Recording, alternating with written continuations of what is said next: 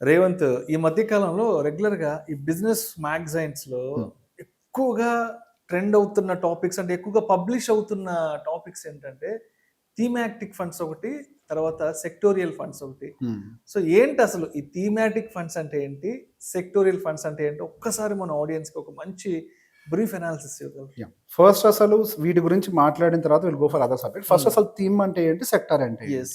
ఇప్పుడు సింపుల్. ఇప్పుడు for example మీకు ఇప్పటి వరకు మనకి జరిగిన ర్యాలీలో మార్కెట్‌లో మనకి బ్యాంకింగ్ సెక్టార్ పెద్దగా ఏం పార్టిసిపేట్ చేయలేదు. హ్మ్. ఆ బ్యాంకింగ్ సెక్టార్‌లో మళ్ళీ మనకి స్పెసిఫిక్‌గా ప్రైవేట్ బ్యాంక్స్ అనేవి పార్టిసిపేట్ చేయలేదు. మనకి ప్రభుత్వం దగ్గర నుంచి రాబోతున్నటువంటి అనౌన్స్‌మెంట్స్ వల్ల కొద్ది వరకు బ్యాంకింగ్ సెక్టార్ బావుంటుంది అని మనకు అనిపించిందనుకోండి.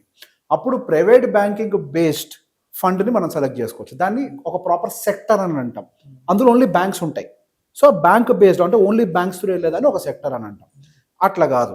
ఇప్పుడు ఫర్ ఎగ్జాంపుల్ మనకి రీసెంట్‌గా వచ్చినటువంటి న్యూస్‌ల ప్రకారం ఏంటి మార్కెట్‌లో లిక్విడిటీని పెంచుతాము. దాని ద్వారా కన్జంప్షన్‌ని బూస్ట్ చేస్తాము. సో, దాని ద్వారా ఇట్లా రకరకాల యాక్టివిటీస్ క్రియేట్ చేసి ఎకానమీని పెంచుతామని చెప్పేసి ఇప్పుడు ప్రభుత్వం ఒక థీమ్‌ని ఫార్మ్ చేసింది. దీన్ని మొత్తాన్ని కలిపితే ఒక థీమ్ అంటాం. సో, ఇప్పుడు ఈ థీమ్‌లోకి ఏమేమి వస్తాయి? ఫస్ట్ ఆ డబ్బులు ఫ్లో అయ్యే దాంట్లో బ్యాంకులు వస్తాయి. ఆ తర్వాత డబ్బులు బయటకు వచ్చిన తర్వాత కొన్ని ఎన్‌బీఎఫ్‌సీలు పార్టిసిపేట్ చేస్తాయి. ఆ డబ్బుల్ని లోన్స్ రూపంలో ఇష్యూ చేయడానికి.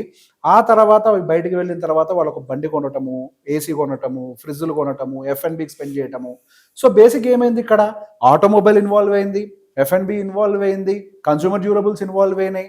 బ్యాంకింగ్ ఇన్వాల్వ్ అయింది. ఎన్‌బీఎఫ్‌సీ ఇన్వాల్వ్ అయింది. సో, బేసిక్ ఒక యాక్టివిటీ వల్ల అడ్వాంటేజ్ తీసుకునే దాన్ని మనం థీమ్ అని అంటాం. సింపుల్.